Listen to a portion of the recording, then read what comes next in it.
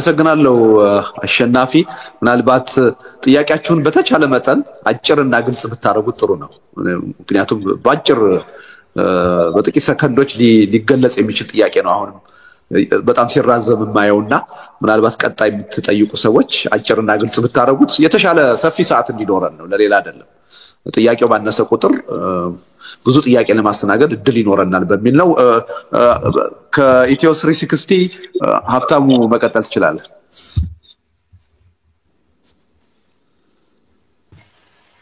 አመሰግናለሁ ልደቱ ሐሳብህን በነጻነት በመግለጽ ተታወቃለህ በድፍረት ትክክልም ይሁን ትክክል አይሁን ሰው ይስማማበት አይስማማበት የመሰለን ሐሳብ ነው የምትገልጸው በዚህ ረገድ አሁንም በመጨረሻው ዙር በገለጽከው ጽሁፍ አቋምህን ግልጽ አድርገህ ነው ያብራራኸው ከዛም ተገኝተን ጥያቄ እንድናቀርብ ስለፈቀድክ ስለጠራህን እናመሰግናለን እኛም ሪዮት ሚዲያም ይህን ፋሲሊቴት ስላደረገ አክብሮታል እንደዚህ ያሉ መድረኮች እንዲፈጠር በማድረግ ደረጃ ፋሲሊቴት ማድረጉም ቀላል ነገር አይደለምና እሱም በዚሁ አጋጣሚ ላመሰግን ወዳለው ቀጥዬ ወደ ጥያቄ ሄዳለው ጥያቄን አይ ቲንክ አንተ ተረዳዋለህ አድማጮች ግን ኮንፊውዝ እንዳይሆኑ ግልጽ ላድርገው ሁለት ጥያቄ ነው ማቀርበው አንደኛው እንግዲህ በተቀላላው የጽሁፍ ሐሳብ ላይ ወደ አገር ስለመመለስ በውጭ ሆኖ መታገል በዛም ለአምሮህ ለህሊና ምቾት እንዳልሰጠው ትገልጽና ስትሄድ የሚጠብቅህ እስርና ሞት ሊሆን እንደሚችልም እስከ ሞት ሊደርስ የሚችል ህይወት ሊነጥቅ የሚችል ግን እስርም ሊሆን እንደሚችል ገልጸህ ጨካኝና ረመኔ ስርዓት እንዳለም በዚያው ላይ አስረድታል እዚያው ጽሁፍ ላይ እኔ ለረጅም ጊዜ የኖርኩት ሐሳቤን በነጻነት ስገልጽ ስጽፍ እንደውም ለህዝብ በአሰልቺ ሁኔታ ሐሳብን ስገልጽና ስጽፍን የኖርኩት ነው ያልከው የትግል መስመርህ ያለፉት ጊዜያቶች እነዚህ ናቸው አሁን የምትሄድበት ሀገር መጻፍም መናገርም የማይፈቅድ የሚጽፍ የሚናገርን የሚገል የሚያስር ስርዓት ነው ከህዝቡ ዛው ላይ ከህዝቡ ጋር አብሬ ከ130 ሚሊዮን ህዝብ ጋር አብሮ እንደሚሆን መሆንና መሞት የሚልም ስላለው ህዝቡ አብሮት የሚሞት ነው ወይ የሚፈልገው ልደት ነው ወይስ ከዚህ ከሞት የሚገላግለው ጥበበኛ መሪ ነው የሚፈልገው ወይስ አብሮት የሚኖር 130 ሚሊዮን ህዝብ አብሮ ሟች ተቸግሯል ወይ የተቸገረው ከዚህ ሁኔታ ውስጥ በተለየ ጥበብ በማናቸው መንገድ የሚያወጣው መሪ አይደለም ወይ የሚፈልገው የሚል ነገር ስላለኝ የመሄድህ ፋይዳ ላይ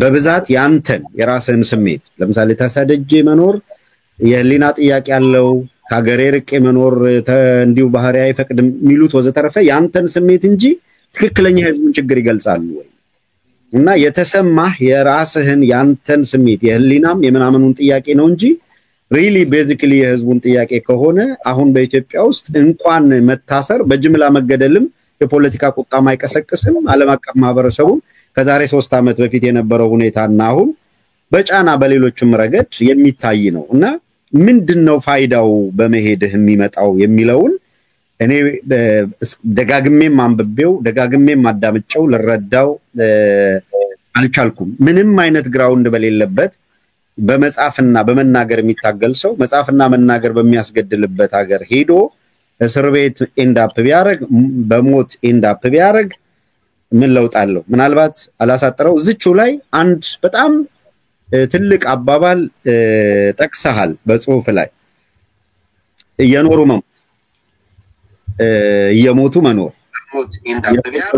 ስለሆነና ይሄ በፖለቲካ አይደለም በፖለቲካ ይቻላል ወይ እንደዛ በመንፈሳዊነት ሞቶ መኖር ይችላል በፖለቲካ ግን ስትሞት ያበቃል የምትሞትለት ፖለቲካ ዓላማ ወደፊት መኖርህን ያሳይም ማሸናፊ ያገሪቷ ታሪክም ሆነ የፖለቲካ ሁኔታ ባሸናፊ የሚበየን ስለሆነ በታሪክ መታወስም እንዳትችል አድርጎ ሊቀጥል ይችላል ይሄ ስርዓት ካሸነፈህና ሞት ከቀደመ ታሪክህም ላይ ታወስ ይችላል ምናልባትም በመደምደሚያው በጣም የከፋ መጥፎ ሊሆን ይችላልና የሃይማኖቱን ወደ ፖለቲካ ማምጣት አይሆንም ወይ? እኔ በጣም ምንም በብዙ መልኩ መርምሬው የመሄድ ትርጉም ስላልሰጠኝ እዚህ ላይ ነው ማብራሪያ ብትሰጥበት ነው። አንደኛው ይሄ ነው። ሁለተኛው ጥያቄ አጭር ነው። አንዳንድ ሰዎች ልደቱ በዚህ መጠን የደፈረው በጓሮ ከስርዓቱ ጋር ተነጋግሮ ነው እንጂ እንዴት በድፍረት አሁን በዚህ ሁኔታ ውስጥ እሄዳለሁ ይላል? ተነጋግሮ ዲል ያደረገው ነገር ቢኖር እንጂ በዚህ ደረጃ የሚል የምትሰማው ሊሆን ይችላል። በተለያየ መልኩ ማጉረምረም ሰው እኔን ከጠየቀኝ ለመሄድ በጓሮ ዲል አድርገህ የመሄድ ፍላጎት አለ የሚል እኔ እምነት የለኝም። አሁን ግን ጠያቂ ነኝ። ስለዚህ የማህበረሰቡን ስሜት ነው የምጠይቀው። ዲል አድርጎ ካልሆነ በቀር እንዴት ጨክኖ ለመሄድ ወሰነ የሚሉ አሉ። ስገባ መናገር ነበረብኝ። ይቅርታ። ሀብታሙ አያሌው ከኢትዮ 360 ሚዲያ ነው የመጣሁት። አመሰግናለሁ ዘርስትልኝ ስለተሰጠኝ። እሺ አመሰግናለሁ ሀብታሙ። ምናልባት አንዳንድ የሚረብሽ ድምጽ ይሰማልና ባካችሁን ተናጋሪ ያልሆናችሁ ሚውት አድርጉ። አሁን የሆነ ስልክ ገብቶ እየረበሽ ነበርና እንዳይደገም አደራ ለማለት ነው። አሁንም ጥያቄያችሁን ትንሽ ከይቅርታ ጋራ አጠር ብታደርጉ ጥሩ ነው። ሶስተኛ ሰው እድል የሰጠሁት ቴዎድሮስ ጸጋዬ ከሪዮት። እሺ በጣም አመሰግናለሁ። ቴዎድሮስ ጸጋዬ ነኝ ከሪዮት ሚዲያ። ሁላችሁም ስለተገኛችሁም ጥያቄ ለማቅረብ ስለተሰባሰብንም ደስ ይለኛል። ባጭሩ ሁለት ጥያቄዎች ነው ማንሳት የምፈልገው። ልደቱ ሰላማዊ ትግልን በተመለከተ ብዙ ተናግረሃል። የምታምንበት የትግል ስልት እሱ መሆኑንም በብዛት ገልጸሃል። ለዛም ብዙ ቲዮሬቲካል ቤሲስ አቅርበሃል። ግን ብዙ ጊዜ ለማስረዳት ያልቻልከው የሚመስለኝና ዛሬ በተወሰነ አድረስ ብታደርገው የምወደው በኢትዮጵያ ያንን በትክክል መተግበር ይቻላል ወይ የሚለውን ነው። ቲዮሬቲካል ቤሲሱን ሳይሆን በአሁን ወቅት በክላስ ተሰባስቦ አንድ ሆኖ መታገል የሚችል ፖለቲካል ኮሚኒቲ በሌለበት በብሔር በተለያየ አንፃር ተከፋፍሎ የገዛ ራሱ ኢንትረስት ላይ የሚዘምት ባለበት ወይም በሌላ አንዳች የህልውና አሰባሳቢ ምክንያት እንኳን ተሰባስቦ አንድ እንቅስቃሴ መፍጠር ባልቻለበት ፖለቲካው እጅግ በተሰባበረና በተሰነጣጠቀ ሀገር መሬት ላይ ሰላማዊ ትግል በኢትዮጵያ እንዴት ይሰራል እያልክ እያሰብክ እንዳለ ያልገባቸው ብዙ ሰዎች አሉ። ስለዚህ ኢትዮጵያ ላይ ቲዮሬቲካል ቤሲሱን አይደለም ኢትዮጵያ ላይ ሰላማዊ ትግል ይሰራል ብለህ የምታምንበትን ቤሲስ ብታስረዳን ደስ ይለኛል። አንድ ጥያቄ እሱ ነው። እና ሰላማዊ ትግልስ ደግሞ የግድ አካላዊ መገኘት የግድ ነው ወይ? የኢራን ምሳሌ ብንመለከት ከውጪ የነበሩ ሰዎች ናቸው አብዮቱን የመሩት። ወር የትጥቅ ትግልንም ቢሆን ሁሉ ጊዜ የግድ ሰላማዊ ማለት ዲሞክራሲ አያመጣም ሊባል ይችላል። ምክንያቱም የአሜሪካ ዲሞክራሲ ከነችግሮቹ የተመሰረተው በትጥቅ ትግል ነውና እሱን አድሬስ ታደርጉ። ሁለተኛ ጥያቄ ምንድነው? ቀደም ሲል ሀብታሙ ካነሳው ነገር ነው የምቀጥለው እንደ ፎሎ አፕ። ሌሎች ደግሞ የሚሉት ምንድነው የዲፕሎማት ከምዕራብ ዲፕሎማቶች ጋር ተነጋግሮ ያገኘው አሹራንስ አለ አገር ቤት ለመሄድ ስለሚጠየቅ ነው ማለት ነው። ስለ መስዋዕትነት ብዙ አውርተሃል። በእስር ቤትም የከፈልከው ዋጋ ያንን በደንብ የሚያሳይ ይመስለኛል። ግን ጥያቄው አለ ያገኘኸው አሹራንስ አለ ወይ ከዲፕሎማቶች አገዛዙ ባንተ ላይ ምንም እንዳያደርግ?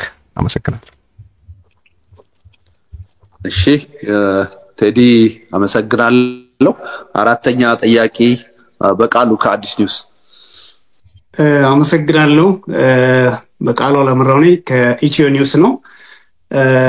የመጀመሪያ ጥያቄ ምንድነው? በዚሁ በሰሞኑ መጣጥፍ ገጽ 5 ላይ የወቅቱን ትግል ለአሸናፊነት ይበቃል ወይ በሚል ባጠየቅበት ጽሑፍ ላይ 3 የይሆናል ነገሮች በእኔ እይታ አሁን በያዝነው የተሳሳተ መንገድ ከቀጠልን ሊመጣ ስለሚችለው ውጤት 3 የይሆናል ግምቶችን ማስቀመጥ ይቻላል በሚል አስቀምጠዋልና የመጀመሪያው አገዛዙ ከምንገምተው በላይ ለብዙ አመታት በስልጣን ላይ ይቆያል። ሁለተኛው አገዛዙ በታጣቂ ኃይሎች ተሸንፎ በሌላ አምባገነናዊ አገዛዝ ይቀጥላል ነው የሚለው። ሶስተኛው በማንኛውም ሁኔታ ከፊታችን ባለ ጊዜ ሁኔታዎች ከቁጥጥር ውጭ ሆነው መንግስት የለሽ ሁኔታ በአገሪቱ ይፈጠራል የሚል ሐሳብ አስቀምጠናል። የኔ ጥያቄ ሶስተኛው ነጥብ ላይ ነው። መንግስት አለ ወይ? አሁን ባለው ተጨባጭ ሁኔታ በኢትዮጵያ ውስጥ መንግስት የሚባል ኃይል አለ ወይ? ወይም ደግሞ መንግስት ነው ሊያስብል የሚያስችልን መስፈርቶች የሚያሟላ ነው ወይ የአብይ አህመድ አስተዳደር ነው? ከዛም ባለፈም ደግሞ አሁን ያለውን መንግስት ወይም ያለውን ኃይል መንግስት ነው ብሎ እውቅና እንደመስጠት አይቆጠርብህም ወይ የሚል ነው። ሁለተኛው ጥያቄ ወደ ኢትዮጵያ የምትሄድበት ምክንያት ግልጽ ነው። ስትወጣም ሽሽት አይደለም የሄድኩት ብለህ በግልጽ አስቀምጣል፣ በተደጋጋሚ ማስረድታል፣ ለሕክምና እንደሄድ ይታወቃል። አሁን ባለው ሁኔታ ግን ወደ ኢትዮጵያ ስትገባ አገዛዙ ወይም ደግሞ ብልጽግና የሚባለው የአብይ አህመድ ቡድን ለሰላማዊ ትግል በር አልዘጋሁም አለው ክፍት ነው በማለት እጅግ የጠበበውንና ለፈለጋቸው ወይም ደግሞ ብዙ ችግር ያመጡብኛል ላላላቸው ኃይሎች የሰጣትን ጠባብ በር ተጠቅሞ የዲፕሎማሲና የፖለቲካ ስራ እየሰራ እንደሆነ ይታወቃል። በአንጻሩ ግን በርካታ ሰዎች በሺዎች የሚቆጠሩ ፖለቲከኞች፣ ፓርላማ አባላት ጨምሮ በእስር ቤት ነው ያሉት፣ ውጊያም ላይ ነው ያሉትና የብልጽግና አገዛዝ ለሰላማዊ የፖለቲካ እንቅስቃሴ በር መግቢያ የሚሆን የሰጠውን ኮንፊርም ማድረግ አይሆንብህም ወይ? እና ከታጥቀው ከሚታገሉ ኃይሎች የሰላማዊ የፖለቲካ መንገድ አብቅቷል፣ ከዚህ በኋላ በትጥቅ ነው ሁሉናችን ማስመለስ ምንችለው ብለው ከሚያስቡ ኃይሎች ጋር በቀጥታ ለአገዛዙ እውቅና ሰጠህ በሚል ወይም ደግሞ ሰላማዊ መንገድ አለ በሚል ኮንፊርም ልታደርግላቸው የምችልበት መንገድ አይመጣም የሚል ነው። አመሰግናለሁ።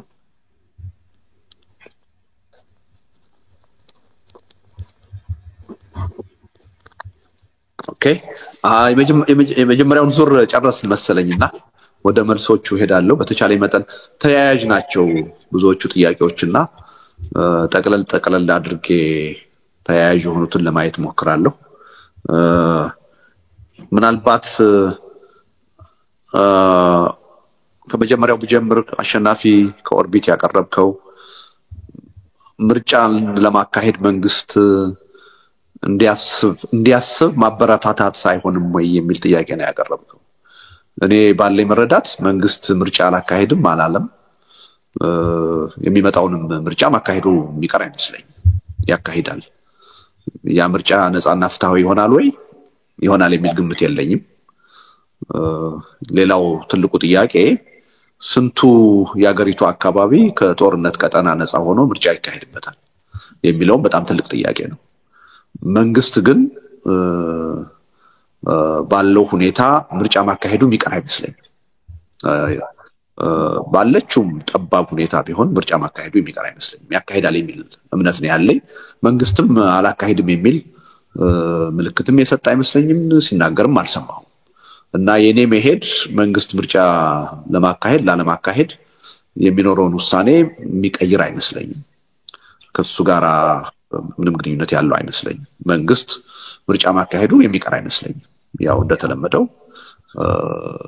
ተመርጬ በህዝብ ተመርጬ ስልጣን ላይ ያለው መንግስት ነኝ ማለትን ስለሚፈልግ ሌላም አማራጭ ስለማይኖረው ምርጫ ማካሄዱ የሚቀር አይመስለኝም። ጥያቄው ምርጫው የሀገሪቱን ችግር ይፈታል ወይ? በፍጹም አይፈታም። በዛ ደረጃ ያለኝ አመለካከት እስካሁንም አልተቀየረም። የኢትዮጵያን አሁን ወቅታዊ ሁኔታ ኢትዮጵያ ውስጥ የተፈጠረውን የፖለቲካ ቅራኔ በስልጣን ላይ ያለው መንግስት ምርጫ በማካሄድ ይፈታዋል የሚል እምነት የለኝም። ከዚህ ቀደም ሰራምደው የነበረውን አቋም አሁንም ይዤ ነው የቀጠልኩት። ያ ማለት ግን ችግራችንን ስለማይፈታ በምርጫ ደግሞ ተሳትፎ ማድረግ የለብንም ብዬ አልደመድም። እኔ ምርጫን ማየው ካርድ የመስጠትና የመቀበል ጉዳይ ብቻ አይደለም። ለፖለቲካ ኃይሎች አንድ ትልቅ የመታገያ መሳሪያና መድረክ ነው ብዬ ነው የማምነው ምርጫ። ስለዚህ ተቃዋሚ ፓርቲዎች በአንድ በኩል፣ በሌላ በኩል እነሱን ደግሞ የሚከተለውና የሚደግፈው ህዝብ የምርጫ ሂደትን እንደ አንድ የትግል መድረክ በአግባቡ ሊጠቀምበት ይገባል የሚል እምነት አለኝ። በጣም ጠቃሚ የትግል መድረክ ነው ብዬ ነው የማምነው። ከዛ ውጪ ከአሁን በፊት የነበሩኝ አመለካከቶች የኢትዮጵያ የፖለቲካ ችግር በምርጫ አይፈታም የሚለው እንዳውም በጠነከረ ሁኔታ አሁን ያለ አመለካከት ነው። ይሄ መንግስት አሁን ያለው መንግስት በምንም ተአምር ኢንሄረንትሊ አንድ ዲሞክራቲክ የሆነ መንግስት ነው። ስለዚህ በነፃና ፍትሃዊ ምርጫ የሀገሪቱን ችግር ሊፈታ አይችልም። ይሄ መንግስት ብቻውን አሁን በስልጣን ላይ ባለበት ሁኔታ የሚካሄድ ነፃና ፍትሃዊ ምርጫ ይኖራል ብዬም አላምንም። ግን ለይስሙላም ቢሆን በሚካሄዱት ምርጫዎች ገብቶ ተሳትፎ ማድረግ ያን ሂደት በትግል መድረክነት መጠቀም ግን በጣም ምትክ በሌለው ሁኔታ እጅግ አስፈላጊ ነው ብዬ ነው የማምነው። እና ይሄን ግልጽ ቢሆን ጥሩ ይመስለኛል። ሌላው አሁንም አሸናፊ መጀመሪያ ያቀረብከው ሁለተኛው ጥያቄ አገዛዙ መሪን ማጥፋት እንደ አንድ የአፈና ስልት አድርጎ ነው የወሰደው። ይሄን እንዴት ታክል ማድረግ ይገባል የሚል ነገር ነው ያቀረብከው። አዎ ምንም ጥርጥር የለውም። በሰላማዊ ትግል የሚታገሉ ኃይሎችን በማሰር በማሳደድ እንቅስቃሴ እንዳያደርጉ ለማኮላሸት ሲሞክር በተደጋጋሚ አይተናል። እኔም በዚህ አገዛዝ 5 ወር እስር ቤት ገብቼ ማቀቅያለሁ። ሌሎችም በተመሳሳይ ሁኔታ አሁንም ይሄን ግፉን መከራውን ተቋቁመው አገር ቤት እየታገሉ ያሉ የፖለቲካ ሰዎች አሉ። አንዳንዶቹም ደግሞ ጫናውን መቋቋም ተስኗቸው ወደ ውጭ ሀገር ለመሰደድ የተገደዱ አሉ። እስር ቤትም ያሉ አሉ። ስለዚህ የተባለው ነገር እውነት ነው። ይሄ ማገዛዝ ተቃዋሚው ጎራ መሪ እንዳይኖረው፣ ህዝቡ አመራር እንዳይኖረው ሌት ተቀን ነው የሚሰራው፣ ተግቶ ነው የሚሰራው። በጣም ብዙ የረቀቁ አማራጮችን ሁሉ ነው የሚጠቀመው። የቻለውን ስልጣን በመስጠት የቻለውን ጥቅም በማካፈል የቻለውን ደግሞ በማስፈራራት ተጽዕኖ በማሳደር በማሰር በመግደል ጭምር ጥረት የሚያደርግ መንግስት ነው። ይሄ እውነታ ነው፣ መሬት ላይ ያለ እውነታ ነው። ነገር ግን ምንድነው ይሄን ታክል ለማድረግ ያለው ነገር ምንድነው የሚለው ምንም ውስብስብና ያን ያህል የረቀቀ መልስ የሚፈልግ አይመስልም። በቂ በሆነ ቁጥር የኢትዮጵያ የፖለቲካ ኤሊት የፖለቲካ ማህበረሰብ የለውጥ ኃይል መሆን አለብኝ ብሎ በትግሉ ሂደት መሰለፍ አለበት። ከፊት ያለ አንድ ሰው ሲታሰር ሲገደል ሌላው እየተተካ ባልተቋረጠ ሁኔታ የተጠናከረ ትግል ማካሄድ መቻል አለበት። በዛ በወረቀቴ ላይ እንደጻፍኩት ይሄ መንግስት በመቀጣጫ የሚያምን ነው። ሰዎችን ካሰርኩ ከገደልኩ ሌላው ጸጥ ረጭ ብሎ ይገዛኛል ብሎ የሚያምን ኃይል ነው። ስለዚህ የተወሰኑ የፖለቲካ መሪዎች ሲታሰሩና ሲገደሉ ጸጥ ረጭ የምንል ከሆነ በሱ ወጥመድ ውስጥ ወድቀናል ማለት ነው። ስለዚህ ተከታታይ በሆነ ባልተቋረጠ ሁኔታ በገፍ እዚህ ለውጥ ውስጥ እኔ ካልተሳተፍኩ በስተቀር እኔ ዋጋ ካልከፈልኩ በስተቀር ለውጥ አይመጣም የሚል ስሜት ውስጥ ገብተን ትግሉን ተከታታይ በሆነ ሁኔታ ማካሄድ አለብን። ያኔ ነው ገሎ ሊጨርሰን አስሮ ሊጨርሰን እንደማይችል ማስፈራራት፣ ማሰር፣ መግደል በመቀጣጫነት ሊጠቀምበት እንደማይችል ተስፋ ሊቆርጥ የሚችለው ያኔ ነው። አለበለዚያ የተወሰኑ ሰዎችን ሲያስር የተወሰኑ ሰዎችን ሲገል ከዚህ መንግስት ጋር መጋፈጥ አይቻልም። ገዳይ መንግስት ነው፣ አሳሪ መንግስት ነው። ስለዚህ ሁላችንንም ያጠፋናል ብለን ከፖለቲካ መድረኩ የምንርቅ ከሆነ ያ እሱ የፈለገው አካሄድ ነው ብዬ ነው የማምነው። ሰርቶለታል ማለት ነው። መፈራረጃ፣ መቀጣጫ፣ እስርንና ግድያን ማድረጉ ሰርቶለታል ብዬ ነው የማምነው። ይሄን ማክሽፍ የምንችለው ባለመፍራት ነው። አንዱ ሲሞት ሌላው በመተካት ነው። አንዱ ሲታሰር ሌላው በመተካት ነው። የዓለም የሰላማዊ ትግል ሂደት ይሄን ነው የሚያሳየው። ደቡብ አፍሪካ የተካሄደው ትግል፣ ህንድ የተካሄደው ትግል፣ አሜሪካን የተካሄደው ትግል የሰላማዊ ትግል አራያ የሚሆኑት ማለት ነው። በዚህ መልኩ የተካሄዱ ናቸው። መሪ እየተካው ነው እንጂ የተወሰኑ መሪዎች ሲታሰሩና ሲገደሉ ተስፋ ተቆርጦ አቅጣጫ የሚቀየር ወይም የሚቆም ከሆነ ሰላማዊ ትግል ዋጋ የለውም። አምባገነኖች ሁሉ ጊዜ ዘላለም እስርንና ግድያን መቀጣጫ አድርገው በስልጣን ላይ ይኖራሉ ማለት ነው።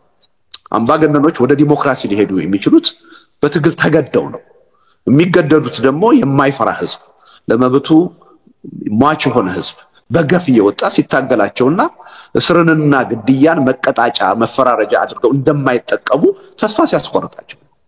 ስለዚህ እኛም ተስፋ ማስቆረጥ አለብን። ተስፋ ለማስቆረጥ ግን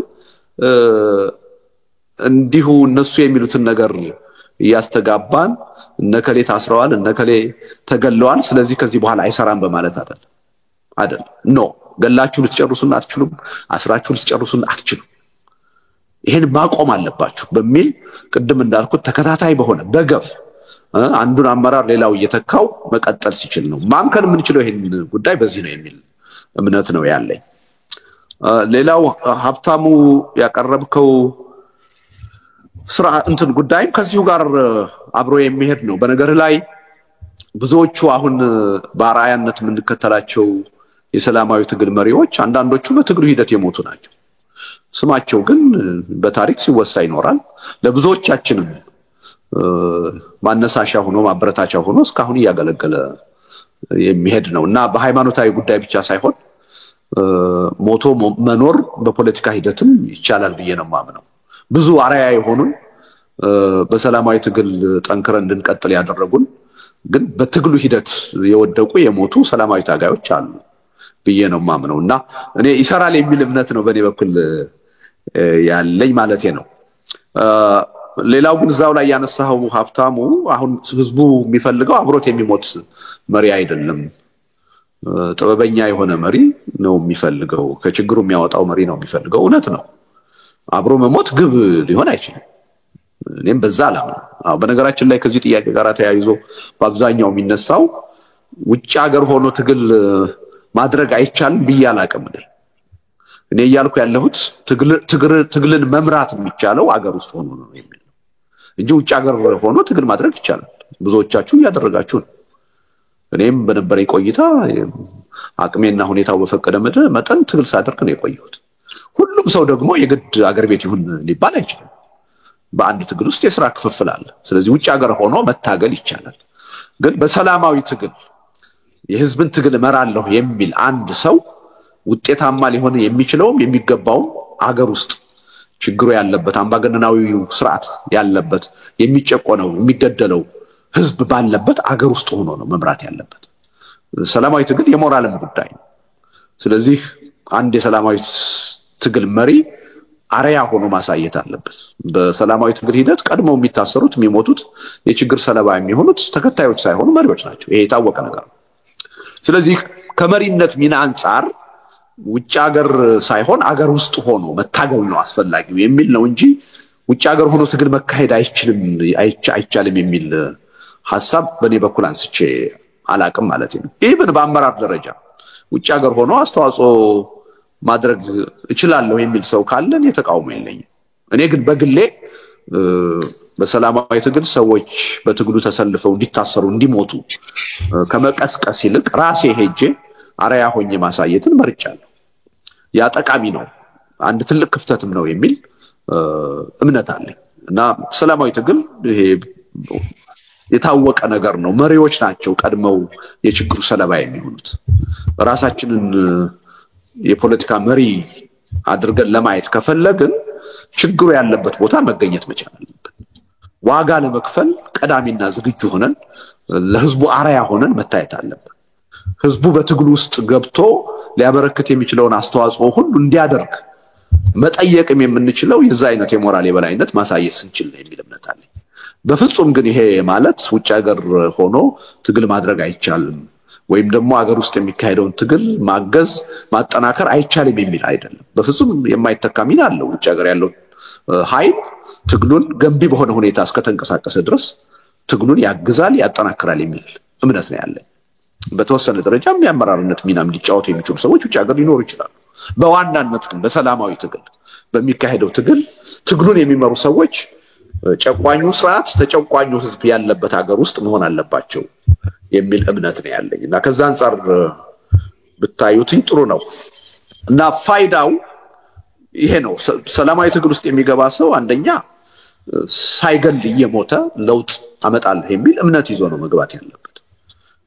ሁለተኛ አገዛዙ ሊያመጣ የሚችለውን ጫና ሁሉ ተቋቁሞ ለህዝብ ትግል አርአያ ሆኖ ተምሳሌት ሆኖ ለውጥ ለማምጣት ነው ትግል የሚያደርገው እና በሰላማዊ ትግል ውስጥ አመራር የሚሆኑ ሰዎች እኛ ሞተን ከኋላ ያለው ተከታይ ትውልዱ ውጤቱን ይቋደሰው ውጤቱን ያገኘው የሚል አስተሳሰብ ነው እንጂ የሚኖራቸው በትግሉ ሂደት አመራር ሆነን ከዛ በኋላ በህይወት ተርፈን የውጤቱ ተጠቃሚ ወይም ደግሞ የወደፊቱ መሪዎች እኛ መሆን አለብን የሚል መንፈስ ይዘው አይደለም መታገል ያለባቸው። በትግሉ ሂደት ህይወቴን አትርፌ የነገው መሪ እኔ መሆን አለብኝ ብሎ የሚያምን የሰላማዊ ትግል መሪ በውጤትም ደረጃ ብዙ ርቀት መሄድ የሚችል አይመስለኝም። እኔ በትግሉ ሂደት መክፈል የሚገባኝን ዋጋ ከፍዬ ትውልዱ እና ህዝቡ ወደፊት የመብቱ የጥቅሙ ተጠቃሚ ይሁን ብሎ ማመን ያስፈልጋል የሚል እምነት አለ እና እኔ ወደ ሀገር ቤት ሲሄድ አሁን በአንድ በኩል መታሰርም መሞትም ሊመጣ የሚችል መሆኑን አውቄ ነው የሚሄደው። ያ አይሆንም የሚል ሞኝነት የለኝም። በሌላ በኩል ደግሞ አሁን ባለው ተጨባጭ ሁኔታ ቅድም ከተነሳው ጥያቄ አንፃር እኔ ስለሄድኩ የሰላማዊ ትግሉ ተጧጡፎ ለውጥ ይመጣል የሚል እምነትም ኖሮኝ አይደለም የሚሄደው። ወረቀቴ ላይ በደንብ እንደገለጽኩት አሁን ሰላማዊ ትግል ተቀባይነት ያጣበት ወቅት ላይ ነው ያለነው። ብዙ ሰዎች በጦርነት የሚያምኑበት በብሔርተኝነት የሚያምኑበት የፖለቲካ ሁኔታ ውስጥ ነው ያለነው። በሰላማዊ ትግል ለውጥ አይመጣም ብለው ተስፋ የቆረጡበት ሁኔታ ውስጥ ነው ያለነው እና እኔ አሁን አገር ቤት ስለሄድኩ የሆነ ተአምር ይፈጠራል የሚል ጥበቃ የለኝም በፍጹም። እኔ ግን የራሴ ጥያቄ አለ። እንደ አንድ በሰላማዊ ትግሉ የመሪነት ሚና መጫወት እንደሚፈልግ ሰው የራሴ የሞራል ጥያቄ አለ። ሰላማዊ ትግል ከኢትዮጵያ የፖለቲካ መድረክ የተገፋው ያለ አግባብ ነው የሚል እምነት አለ። ስልቱ ውጤታማ መሆን የማይችል ወይም የተሳሳተ ሆኖ ሳይሆን በሰላማዊ ትግል እናምናለን የምንል የፖለቲካ ኃይሎች በአግባቡ ልናካሂደው ስላልቻልን ነው የሚል እምነት ነው ያለኝ። በአግባቡ ካካሄድ ነው ከማንኛውም ስልት በላይ ሰላማዊ ትግል በአጭር ጊዜ በቀላል መስዋዕትነት ዘላቂ ውጤት ሊያመጣ በሚችል አግባብ ጠቃሚ ስልት ነው የሚል አዋጭ ስልት ነው የሚል እምነት ነው ያለኝ። ስለዚህ የራሴን ጥያቄ ለመመለስ ሌሎችም ወደዚህ መድረክ መምጣት ምን ያህል አስፈላጊ እንደሆነ እምነት እንዲኖራቸው ለማበረታታት አይምሯቸውንም ጥያቄ ለማጫር ያህል እንጂ አሁን ባለ የኢትዮጵያ ተጨባጭ ሁኔታ እኔ ውጭ ሀገርም ሆንኩ ሀገር ውስጥም ሆንኩ ስለ ሰላማዊ ትግል ማደርገው ቅስቀሳ ብዙም ተቀባይነት እንደሌለው በተግባር የሚታይ ነገር ነው እና አዲስ የሆነ ተአምር ፈጥራለሁ ብዬ አይደለም የሚሄደው ማለቴ ነው። ምናልባት ከዚሁ ጋር ተያይዞ ሀፍታሙ ያቀረብከው ጥያቄ ኋላም ቴዲ ያቀረብከው ጥያቄ አለ። አንዳንድ ሰዎች ልደቱ ወደ ሀገር ቤት የሚሄደው ዋስትና ተሰጥቶት ነው በመንግስት የሚሉ አሉ። ከውጭ መንግስታትም ዋስትና ተሰጥቶት ነው የሚሉ አሉ። ወይም ደግሞ በጀርባ ተደራድሮ ነው የሚሉ አሉ። እውነት ለመናገር የኢትዮጵያ መንግስት ልብ ገዝቶ ከኔ አይነት የፖለቲካ ሰው ጋራ ችግሬን በድርድር በውይይት መፍታት ይችላል ብሎ ቀርቦይ ቢሆን ኖሮ ደስታውን አልችለው አነጋግሮይ ቢሆን ኖሮ ደስታውን አልችለው። ግን የዛ አይነት ተፈጥሮ ያለው መንግስት አይደለም። ስለዚህ ከዚህ ጉዞ የጋራ በተያያዘ ከመንግስት ጋር ወይም ከመንግስት ባለስልጣናት ጋራ በፍጹም ያደረኩት ግንኙነትም የተነጋገርኩትም ነገር የለም በፍጹም። ከውጪ አካባቢ ያሉ የዲፕሎማሲ ኮሚኒቲ ጋራ የራሴ ግንኙነት አለኝ። ነገር ግን ዋስትና ለመስጠት የሚያስችል ሁኔታ አለ ብዬ አላምንም። ማንም ኢትዮጵያ ውስጥ ትግል ለሚያደርግ ሰው ዋስትና ይሰጣል ብዬ አላምንም። በተለይ የውጭ መንግስታት ሊያደርጉ አይችሉም። እኔ ወደ ሀገር ቤት ሲሄድ የውጭ የሰብአዊ መብት ድርጅቶች አንዳንድ የውጭ መንግስታት ከሰብአዊ መብት ጥበቃ አንፃር ከፖለቲካ ነፃነት አንፃር ያለውበትን ሁኔታ ሊከታተሉ ይችላሉ። በምንም ተአምር ግን እኔ እዛ ሀገር ሄጄ እንዳልታሰር እንዳልሞት ዋስትና ለመስጠት የሚችሉበት እድል አለ ብዬ እኔም አላምንም፣ እኔም አልጠብቅም። በዚህ ደረጃ ለኔ ዋስትና ለመስጠት የሞከረ የውጭ ኃይልም የለም እና በዚህ ደረጃ ግልጽ መሆን ያለበት ጉዳይ አለ። ግን እውነቱን ለመናገር አንዳንድ ሰዎች እንዲህ አይነት ነገር የሚያነሱት በእርግጥም እንደዛ አይነት ሁኔታ ይኖራል ብለው አምነው አይመስለኝም። በየዋህነት እንደዛ የሚያነሱ ሊኖሩ ይችላሉ። አንዳንዶቹ ግን ሆን ብለው ነው። አሁን ይሄ ሁልጊዜ አሉባልታ ማውራት የሚፈልጉ አንዳንድ ሰዎች ወይም የፖለቲካ ኃይሎች ለሁለቱም ነገር ተዘጋጅተዋል። ልደቱ አገር ቤት ሄዶ ከታሰረ ይሄው ስንነግረው አልሰማ ብሎ ነው ሰላማዊ ትግል አይሰራም አያዋጣም እያልነው በጀብደኝነት ገብቶ ይሄው ታሰረ አላልናችሁም ወይ ለማለት ተዘጋጅተዋል። ሳልታሰር ከቀረሁና ደግሞ አትሊስት በአንጻራዊነት ነፃነት ኖሮኝ መንቀሳቀስ ከቻልኩ ደግሞ አላልናችሁም ወይ አይታሰርም አይገደልም እኮ ብለናችኋል፣ ተደራድሮ ነው በጀርባ ብለናል እኮ ለማለትም ተዘጋጅተዋል። ስለዚህ ለሁለቱም ተዘጋጅተዋል ማለት ነው እና ያን አሉባልታ ማስቀረት የምንችል አይመስለኝም። እኔ ለሱ ትኩረት መስጠት ያለብን እኔ የምሰራው አሁን ሰዎች ምን ይላሉ ብዬ በእኔ ላይ ምን ይወራል ሰዎች ምን ግምት ይወስዳሉ ብዬ አይደለም አቋም ወስደው ለፖለቲካ ትግሉ የሚጠቅመው ምንድነው የማምንበት ምንድነው ከሚለው ጋር ነው እንጂ ማየው አሉባልታን ካየን ቤቱን ፈቀቅ ማለት የሚቻል አይመስለኝም። እና በእኔ በኩል ምንም ከመንግስትም ጋር ከውጭም መንግስታት ጋር ባለ ግንኙነት ምንም የተሰጠኝ ዋስትና የለም። በተለይ ከመንግስት ጋር ደግሞ ምንም በዚህ ጉዳይ ላይ የተነጋገርኩት አካልም የለም ያነጋገረኝም አካል የለም እስካሁን ስለዚህ እኔ ወደ ሀገር ቤት የሚሄደው ምንም ወንጀል አልሰራሁም እስካሁን በፍርድ ቤት የተያዘ ክስ የለብኝም በነገራችን ላይ አንዳንድ ሚዲያዎች በሽብርተኝነት እንደተከሰስኩ አድርገው ሲያቀርቡ ሰምቻለሁ ሐሰት ነው በሚዲያ ነው እንደምፈለግ በሽብርተኝነት የተነገረው እንጂ እስካሁን ድረስ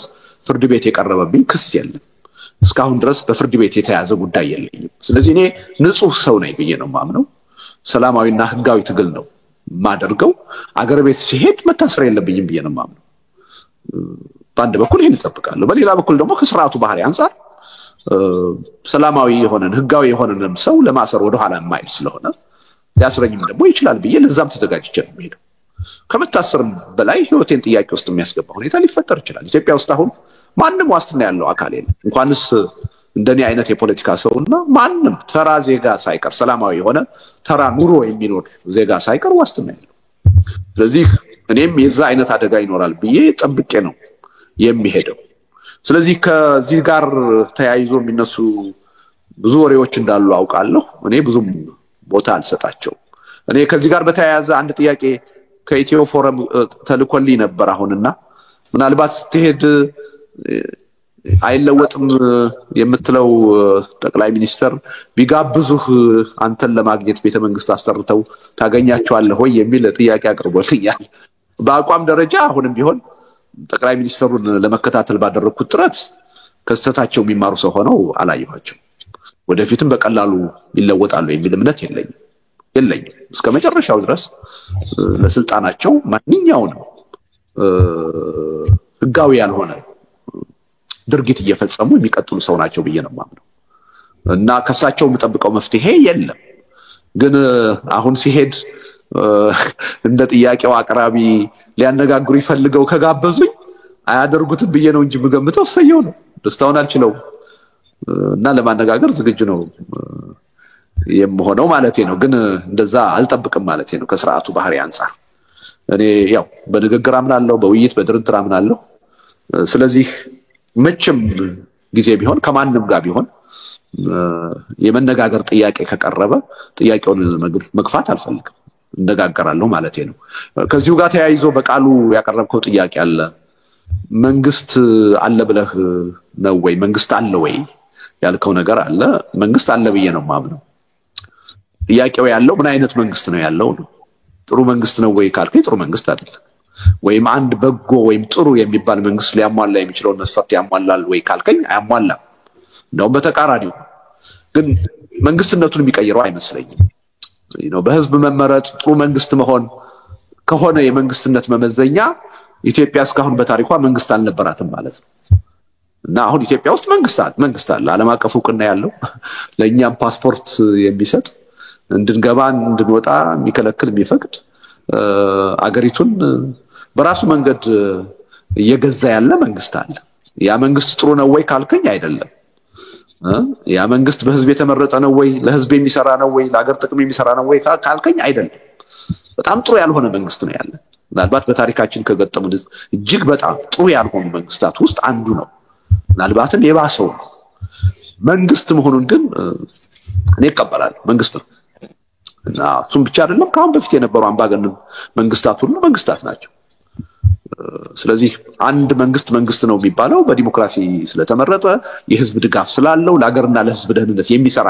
ሲሆን ብቻ አይደለም በአለም ላይ ያሉ በአምባገነን የሚመሩ አገራት ሁሉ የየራሳቸው መንግስት አላቸው ስለዚህ መንግስት አለ ብዬ ነው ማምነው ግን ጥሩ መንግስት አይደለም የሚል እምነት ነው ያለኝና ከሱ ጋር አያይዞ ማየት ጥሩ ይመስለኛል ከዛ ውጪ በቃሉ ያቀረብከው እኔ ወደ ሀገር ቤት መግባቴ ይሄው ሰላማዊ ሁኔታ እንዲኖር ጥረት ያደረኩ ነው በሬ ክፍት ነው ለሚለው ሊጠቀምበት ይችላል መንግስት የሚለው ሊጠቀምበት ሊሞክር ይችላል አይሞክርም ብዬ ልል አልችልም ግን ዋናው ጥያቄ እኔ ገብቼ ምንድነው ማደርገው ነው አንዳንድ ፓርቲዎችና የፓርቲ ሰዎች ሲያደርጉት እንዳየነው የህዝብን ትግል ረስቼ ያገዛዙ መጠቀሚያ ራሴን ማደርግ ከሆነ አዎ መጠቀሚያ ሊሆን ይችላል እንደዛ ግን ላደርግ አልችልም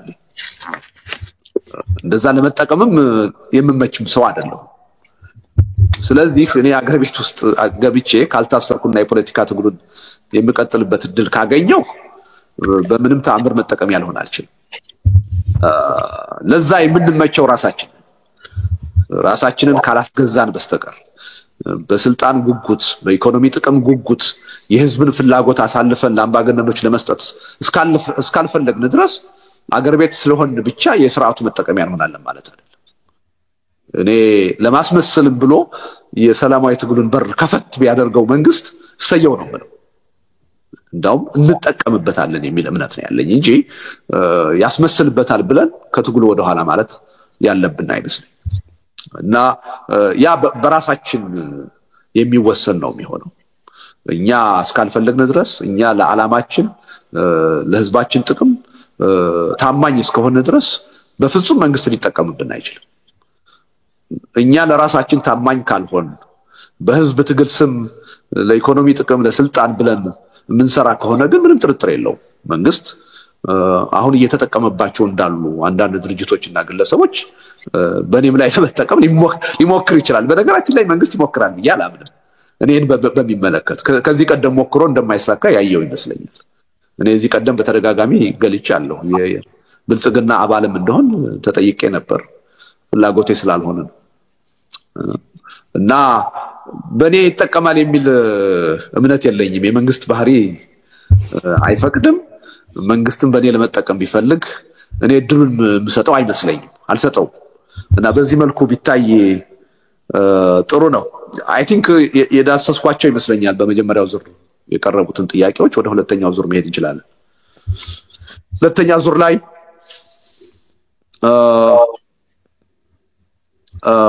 ሞገስ የሐሳብ ገበታ ምናላቸው ከጊዮን ሀብታሙ ከኩሽ እና ጴጥሮስ ከኢኤምኤስ አሁን በጠራሁት ቀደም ተከተል መቀጠል ትችላላችሁ እና በተቻለ መጠን ግልጽና አጭር ብታደርጉት ጥያቄውን ጥሩ ነው። እሺ እኔ ልቀጥል። እሺ ድምጽ የሚሰማ ከሆነ በቀጥታ ወደ ጥያቄ ነው የምገባው። አንድ ጥያቄ እንዳጋጣሚ ሌሎቹ ሀብታሙ አያሌውና ሌላው ስለጠየቁ አልደግሞም። ስለዚህ በሌላ ጥያቄ ተከዋለሁ የተከታተልኩ ስለነበረ።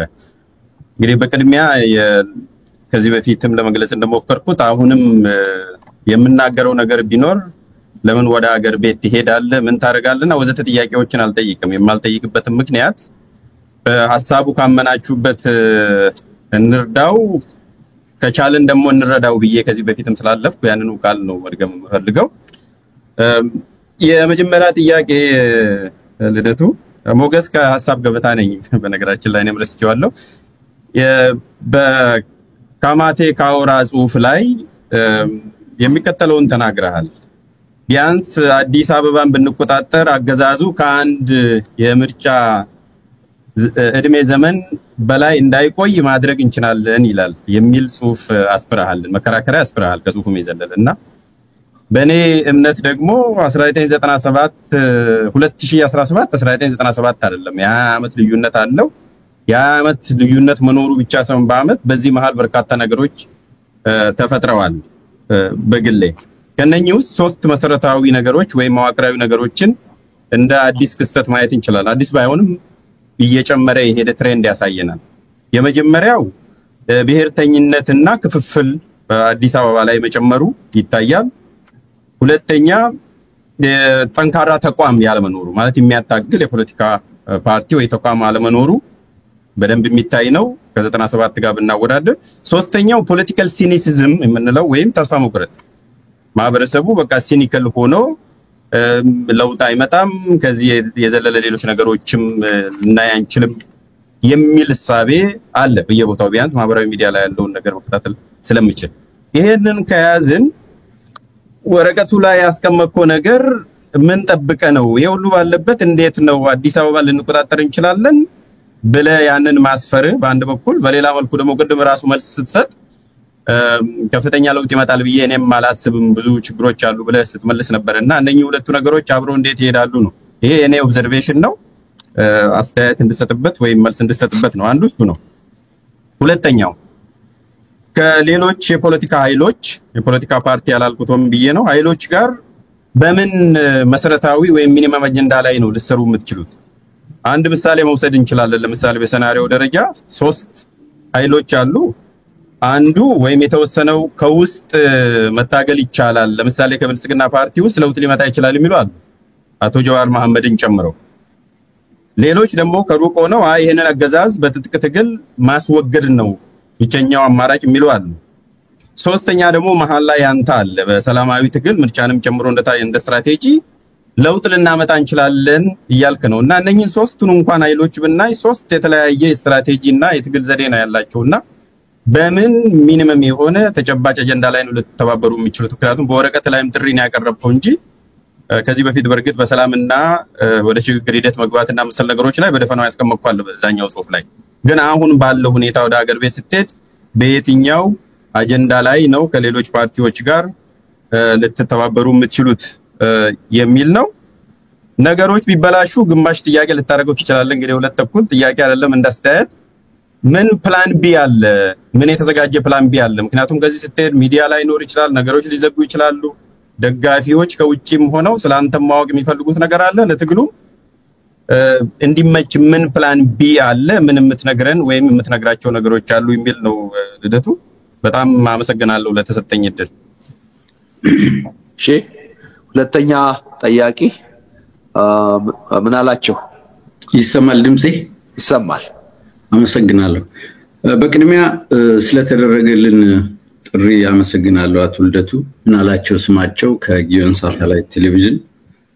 ከዛ በመቀጠል የተለያየ አሰራርና አመለካከት ያለንን ምናልባትም ፖላራይዝድ የሆነ አመለካከት ያለን ሚዲያዎችን በዚህ መልኩ ፊት ለፊት እንድንገናኝ እንድንተያይ ስላደረግ ዲሞክራሲያዊ ባህል እንዲጎለብት እንዲዳብር የሚያደርግ ስለሆነ ምናልባትም በፕሬስ ኮንፈረንስ በዚህ በዲያስፖራ ታሪክ የመጀመሪያ ይመስለኛል።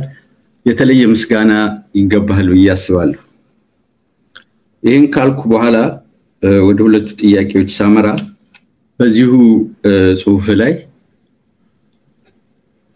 በባዶ የቃላት ጋጋታ አበለጽጋቸዋለሁ የሚለን አገዛዝም ሆነ ተዋግተን ነፃ እናወጣቸዋለን የሚሉን አማጽያን በየፊናቸው እየገፉ ያሉት ውድቀታችንን የበለጠ አይቀሬ ወደሚያደርግ አደገኛ አቅጣጫ እንጂ ወደ ዘላቂ መፍትሄ አይደለም ብለሃል። ይህን ካልክ በኋላም ሁሉንም አገዛዙንም የትጥቅ ትግል የሚያካሂዱትንም ተቃዋሚዎችንም ህዝብንም እንደ ህዝብ ተወቅሳለህ። ብቻህን ያለህ ነው የሚመስለው። ይህን ካልክ በኋላ ይህንን አንተ የምታምንበትን የሰላማዊ ትግል መፍትሄ ለማምጣት ከታጣቂ ኃይሎች ከፋኖ፣ ከህወሓት፣ ከኦነግ ከመሳሰሉት እንዲሁም ከብልጽግና ፓርቲ እንደ ፓርቲ ይህንን ሽግግር የምትለውን ወይም ሰላማዊ መንገድ ለማምጣት ግንኙነት አለ ሆይ? ፖለቲካዊ ውይይት ታደርጋለህ ሆይ? ቀጥተኛ የሆነ ግንኙነት አለ ሆይ? የምክክር ኮሚሽን የሚባልም ነገር አለ። ከዚህ ቡድን ጋርስ ግንኙነት ፈጥረህ ታውቃለህ ሆይ? ይሄ መጀመሪያው ጥያቄ ነው። ሁለተኛው ያው ውሳኔን አከብራለሁ፣ ነገር ግን ወደ ኢትዮጵያ በምትሄድበት ጊዜ አንተ የጠበቀው የሰጋው መታሰርና መሞት መሆኑ ቀርቶ እዛ ያለው አገዛዝ ሁሉም እንደሚያደርገው ያው ድራማቲክ እንደሆነ ይታወቃል። የሰላም ሚኒስትሩን፣ የባህልና ስፖርት ቱሪዝም ሚኒስትሮችን ወይም ሌሎችን አሰባስበው በእቅፍ አበባ ቦሌ ቢቀበልህ ያንተ ሪአክሽን ምን ይሆናል? ይሄን ስል ቀደም ሲልም የተነሳ ጥያቄ አለ። ጠቅላይ ሚኒስትሩ ቢጋብዙህ ቤተ መንግስት ትገኛለህ ወይ ተብሏል። እገኛለሁ ብለሃል። ጠቅላይ ሚኒስትሩን ግብዣ መቀበል፣ የአብይ አህመድን ግብዣ መቀበል በአሁኑ ጊዜ ህዝብን እየጨፈጨፈ ያለ፣ የኢትዮጵያን ህዝብ እየገደለ ያለ ፍጹም አምባገነን የምትለውን መሪ እውቅና መስጠት ወይም ደግሞ ይህንን ድርጊት የሚፈጽመውን ሰው ሄዶ መጨበጥ እውቅና መስጠት አይሆንም ወይ የሚል ነው። እጅግ አመሰግናለሁ አቶ ልደቱ። እሺ አመሰግናለሁ። ምን አላቸው? ሶስተኛ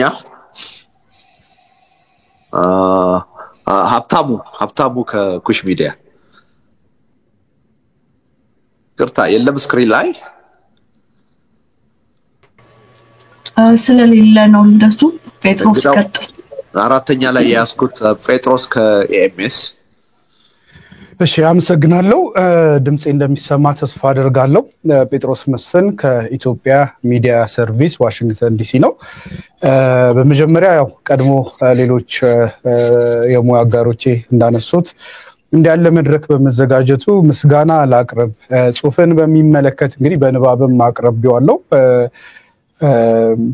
በመጀመሪያ በጣም ከመጠን ያለፈ የተጋነነ ኦፕቲሚዝም ወይም ተስፈኝነት ያለው መስሎኝ ነበር ቅድም ደግሞ ስትናገር እኔ በመሄዴ የተለየ የሰላም ትግሉ ልዩ ለውጥ ያመጣል ብዬም አልጠብቅም ብለ ደግሞ ሌላ መልክ ሰተከዋል ኤኒዌይስ የህሊናን ጥያቄ ለመመለስ የምታደርገው ጥረት እንደሆነ ብረዳም ራስን ለማንም ፕሩፍ ማድረግ አለብህ ብዬ አልጠብቅም በግሌ ግን ያው ውሳኔን በማክበር ነው መቀጠለው ሁለቱ የቀድሞ ጥያቄዎቼ በበቃሉና በቴዲሪዮት ስለተጠየቁ እነሱን አልፋቸዋለሁ ወደ ሶስተኛ እና አራተኛ ጥያቄ ብዬ እድል ካገኘው ወደ ያስኳቸው ሊድ ኢትዮጵያ ውስጥ አሁን ሁላችንም እንደምናየው ብሔር ተኮርና የዘውግ ፖለቲካ ነው እየተቀነቀነ ያለው ወይም የዘር የጎሳ ብሔርተኝነት በተነከረበት ኢትዮጵያዊ ብሔርተኝነት ደግሞ በተራከመበት ወቅት ላይ ልደቱ ወደ ኢትዮጵያ ሄዶ ሰላማዊ ትግል አካሄዳለው ይያለ ነው እንግዲህ ከነኚ የተረፈው ማን ነው ያንተ የልደቱ ኢትዮጵያ ሄዶ ለሚያካሂደው ሰላማዊ ትግል ፖለቲካል ኮንስቲቲዩንት ማን ነው ማንን ይዞ ነው የሚታገለው የሚል ጥያቄ ነው ቀደም ካነሳው ነገር ውስጥ አንዱ አስራቹና ገላቹ አጨርሱንም የሚል መልእክት ማስተላለፍ ይኖርብናል የሚል አንስታልና አንተ ሄደ ብትታሰርና ብትሞት ካንተ ጋር ተራይዞ የሚሰለፈው ማን ነው ወይም ደግሞ አብሮ ለመሞትና ለመታሰር እንግዲህ አስራቹና ገላቹ አጨርሱንም የሚል መልእክት ስታስተላልፍ አብሮ የሚታሰርና የሚሞት የተዘጋጀ ሮው ላይ ሊኖር ይገባልና እንደዛ የምትጠብቀው ቡድን ወይም ስብስብ አለ ወይም ደግሞ የምትጠብቃቸው አካሎች አሉ ወይ በአጠቃላይ ግን ጠቅላላ ሳደርገው ጥያቄው ልደቱ ሄዶ ኢትዮጵያ ሲታገል ማንን ይዞ ነው የሚታገለው የሚል ጥያቄ ነው ያለኝ አንደኛው ሁለተኛው እንግዲህ የሰላማዊ ትግልን ከመረጥክና መታሰርም መሞትም ወይም ደግሞ ተወሰነ ውጤት ማምጣትም ሊቻል የሚችልበት ያው የቢሆነኝ ብዙ መንገዶች እንዳሉ ታንስታል ልደቱ የመረጠው መንገድ እንደ ጋንዲ ህዝቡ እስኪነቃና ጭቆናን እንቢ ማለት እስኪችል ድረስ ለመምራት ነው ወይስ ደግሞ የመሐመድ ቦአዚዝን አይነት ሚና ለመውሰድና ቁጣ ለመቀስቀስ ህዝብን የማነሳሳት ተስፋ ሰንቆ ነው የሚል ነው ልደቱ በኋላ ላይ እድል ካገኘው እንግዲህ ካውንተር የሚደረጉ ሐሳቦች ነበሩ ወደ ኋላ ከእድል ከተገኘ መለሳለሁ እሺ ምናልባት ሀፍታሙ አልገባ ከሆነ ከሶስተኛ ዙር ካያዝናቸው ሰዎች አንድ ሰው ማምጣትና እድል መስጠት እንችላለን የአራት ሰው ጥያቄ እንዲሆን ሜቢ ከአዲስ ኮምፓስ ኤርሚያስ ካለህ ወደፊት መምጣት ትችላለህ ዜና እሱ ልታረጊ ትችላለሽ ኤርሚያስ ይሰማሃል ኤርሚያስ ገብቶ ኤርሚያስ ሶስተኛው ዙር ላይ ነበር ያዝነው አንድ ሰው በአጋጣሚ ስለወጣ አንተ ልትቀጥል ትችላለህ ችግር የለውም በጣም አመሰግናለሁ ስለጋበዝከኝ ልደቱ ሁሉንም ነው ማመሰግነው ሁለት አጫጭር ጥያቄዎች ነው ያስኩት አንደኛው ያው መጣጥፍ ላይም ከዚህ በፊትም አንስቼዋለሁ ግን ጠንከር ብሎ እንዲነሳል ስለፈለኩ ነውና ይሄ ጠንካራ ሀገራዊ ማንነት እንደ ስጋት ነው የምታየው አቶ ልደቱ ይሄን ጠንካራ ሀገራዊ ማንነት ይሄ ወይም ስትሮንግ ናሽናል አይደንቲቲ የሚባለው ነገር እንደ ስጋት ነው ወይ የምታየው ጽሁፎች ላይ አይ ነው የሀገራዊ ብሔርተኝነት ምናምን የሚለውን ስለምታነሳ ላንተ ምንድነው ጠንካራ ሀገራዊ ማንነት የሚለውን በደንብ ማንሳት ፈልጋለሁ ቢኮዝ ሀገራዊ ማንነትና ሀገራዊ ብሔርተኝነትን ለይተህ ነው ወይ የምታየው የሚለውን ነገር እንድታነሳልኝ ስለፈለኩ ነው ሁለተኛ የህይወትህ ስጋት ጋር በተያያዘ ነው። ይሄን ፕሮግራም ሰርቼም የሰጠኸኝ መልስ ነበረ። አሁንም ብዙ እንደምከታተለው የህይወትህ የስጋት ምንጭ በዋናነት ጽሁፍ ላይ ባይገልጽም በዋናነት ከመንግስት እንደሚመነጭ ነው አቅራቢዎቹም ጠያቂዎቹም ያቀረቡ ያሉት። እኔ ፕሮግራሚንግ በሰራውት ዛሬ ላይ ማምነው እኔ ቅደም ተከተል አውጣ ብባል የልደቱ የህይወት ስጋት ቁጥር 1 የመንግስት ስጋት ነው ብዬ አላምንም። የህይወት ስጋቱ በዋናነት ከሌሎች ኃይሎች ይመነጫል ብዬ ነው ማለት። በዛ ላይም የሰጠኸኝ አስተያየት አለ። ላንተ የሰጠው መልስ አለ። ኮት ላድርገውና አጭር ስለሆነ ለአንብባት። በእኔ እምነት መንግስት አንተን በተመለከተ ልዩ ኃላፊነትና ግዴታ አለበት ብዬ አምናለሁ። ይህንንም ማሳወቁ የተሻለ ነው ብዬ ነው ማምነው። ተጠያቂነት ያለበት ስለሆነ በተጠያቂነት መስራት አለበት ብዬ ነው ማምነው። ስለዚህ እኔ የህይወትህ የስጋት ምንጭ ከየት ነው በዋናነት የሚመነጨው የሚለውን ነገር ጠቅላላ ሚዲያው ወደ መንግስት ሰብስቦ ስለወሰደ ኦፍ ኮርስ መንግስት ስጋት ሊሆን ይችላል፣ ግን በዋናነት ቅድም እንዳነሳሁት ከሌሎች ኃይሎች ይመነጫል ብዬ ስለማስብ ቴንክ ዩ። ኦኬ አመሰግናለሁ ኤርሚያስ። አይ ቲንክ በዚህኛው ዙር 4 ሰው ጠይቋል። በአብዛኛው ጥያቄዎቹ ተያያዥ ናቸው ማለት ይቻላልና እኔ አንድ ነገር ላይ ትንሽ መግባባት መፍጠር ያለብን ይመስለኛል። ይሄ የሰላማዊ ትግልን አዋጭነት በሚመለከት እሱ ላይ ይመስለኛል የግልጽነት ችግር ያለው። አሁን ብዙ ሰዎች ሰላማዊ ትግል ኢትዮጵያ ውስጥ ተቀባይነት የለውም፣ አይሰራም የሚል አመለካከት ውስጥ ነው ያላቸው። ይሄ ሰላማዊ ትግል በማይሰራበት ሁኔታ፣ ሰላማዊ ትግል ተቀባይነት በሌለበት ሁኔታ ለምንድን ነው አንተ የምትሄደው? ምን ለማምጣት ነው የሚል ጥያቄ ያላቸው አካሎች አሉ። ለምሳሌ አሁን ኢትዮጵያ ውስጥ ሰላማዊ ትግል ተቀባይነት የለውም የሚል ሐሳብ ያለው ሰው ከኔ አስተሳሰብ ጋር ነው የሚሄደው። እኔም እያልኩ ያለሁት ይሄ ወረቀቴ ላይ በደንብ የሄድኩበትን ሐሳብ ካያችሁት ኢትዮጵያ ውስጥ አሁን የሰላማዊ ትግል እንደ አማራጭ የማይታይበት ሁኔታ ተፈጥሯል። ሰላማዊ ትግል መካሄድ አለበት ብለን የምናምን ድርጅቶችና መሪዎች በአገሪቱ ፖለቲካ ሚና የለሽ ሆነናል። ተደማጭነት የለንም፣ ብዙ ድጋፍ የለንም። ስለዚህ ሰላማዊ ትግል ለውጥ የማምጣቱ እድል አሁን ባለው የኢትዮጵያ ተጨባጭ ሁኔታ በጣም ዝቅተኛ ብዬ ነው እኔ የማምነው። እና በቃ ሰላማዊ ትግል ኢትዮጵያ ውስጥ ማድረግ ቀላል ነው፣ ነባራዊ ሁኔታው አሁን ሰላማዊ ትግል ለማካሄድ ይፈቅዳል ብዬ አይደለም የሚሄደው። ደጋግሜ ዛም ወረቀት ላይ የገለጽኩት በኢትዮጵያ ነባራዊ የፖለቲካ ሁኔታ አሁን ሰላማዊ ትግል ቦታ የለውም። በሰላማዊ ትግል ውጤት እናመጣለን ብለን ምንፍጨረጨር ሰዎች ተቀባይነት የለንም። ተቀባይነት ያላቸው ከኛ በተጻራሪ ጦርነትን የሚሰብኩ ሰዎች ናቸው ወይም የፖለቲካ ኃይሎች ናቸው የሚል ነው። እና አንዳንዴ እዚህ ላይ ግልጽ አመለካከት ቢኖር ጥሩ ይመስለኛል። እዚህ ላይ ግን ምንድነው ሊሰመርበት የሚገባው? ይሄ ማለት ግን ሰላማዊ ትግል ስተት ነው ማለት አይደለም። ሰላማዊ ትግል ኢትዮጵያ ውስጥ አሁን ሊሰራ ያልቻለው ስልቱ ስተት ስለሆነ አይደለም። እኛ የፖለቲካ ተዋናኞቹ ሰላማዊ ትግልን በአግባቡ ማካሄድ ስላልቻልን። ለምሳሌ ሁለት ነገር